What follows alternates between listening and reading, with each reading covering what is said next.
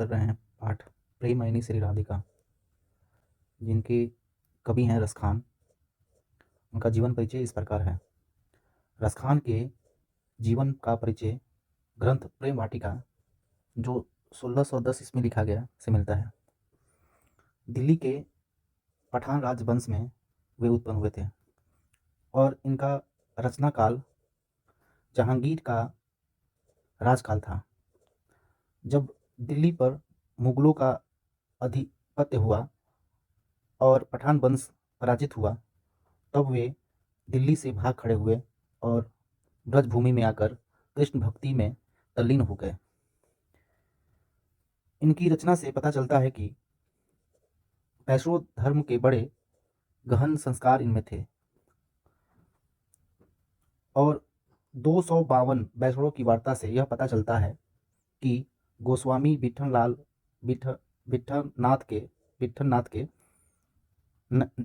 नहीं है पुष्टि मार्ग में दीक्षा दी।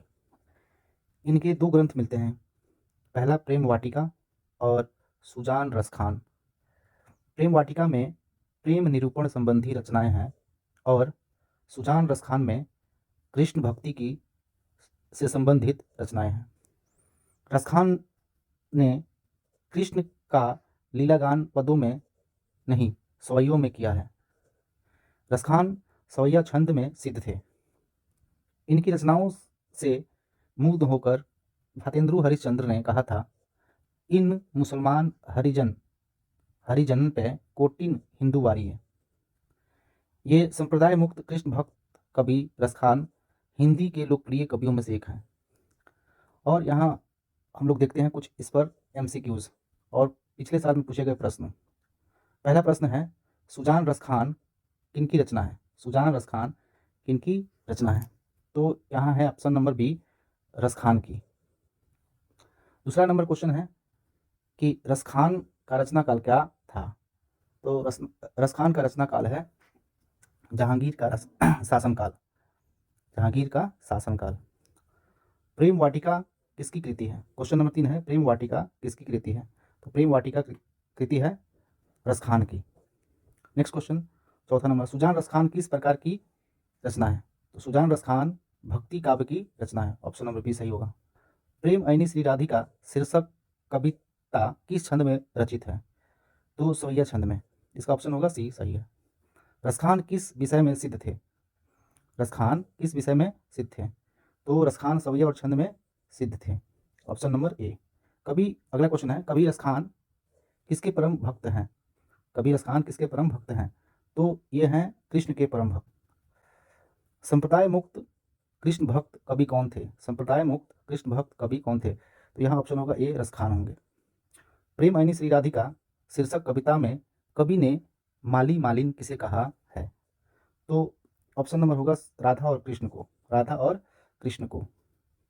11 नंबर क्वेश्चन है, कवि रसखान किस राजवंश में उत्पन्न हुए थे? तो बी होगा ऑप्शन, पठान राजवंश में। अगला क्वेश्चन है, इन मुसलमान हरिजनन पे कोटिन हिंदू वारी, यह किस कवि का कथन है? तो ये कथन है भारतेंदु हरिश्चंद्र। अगला क्वेश्चन है 13 नंबर, तिहुपुर शब्द का अर्थ क्या होता है? तिहुपुर शब्द का क्या अर्थ होता है? तो होता है इसका मतलब तीनों लोक। ऑप्शन नंबर सी सही है। कवि रसखान को पुष्टि मार्ग में दीक्षा किसने दी? ऑप्शन नंबर होगा इसका ए, गोस्वामी विठलनाथ। किनकी रचनाओं से मुग्ध होकर भारतेंदु हरिश्चंद्र ने कहा था, इन मुसलमान हरिजन पे कोटिन हिंदू वारी है। तो रसखान की रचना से मुक्त होकर ऐसा बात भारतेंदु हरिश्चंद्र ने कहा था। अगला क्वेश्चन देखते हैं, निम्न में से कौन कवि पठान राजवंश में उत्पन्न हुए थे? पठान राजवंश में हुए थे उत्पन्न। तो ऑप्शन नंबर डी होगा, रसखान। अपने पदों में कृष्ण का लीला गान किसने किया है? अपने पदों में कृष्ण का लीला गान किसने किया है? तो ऑप्शन नंबर होगा सी, रसखान। रसखान किस छंद में सिद्ध थे? 18वां क्वेश्चन है, रसखान किस छंद में सिद्ध थे? तो यहाँ होगा ऑप्शन नंबर डी, सवैया। रसखान दिल्ली से कहाँ चले गए? रसखान दिल्ली से कहाँ चले गए? तो ऑप्शन नंबर सी होगा, ब्रजभूमि। इन मुसलमान हरिजन जनन पे कोटि हिंदू वारी किनका कथन है?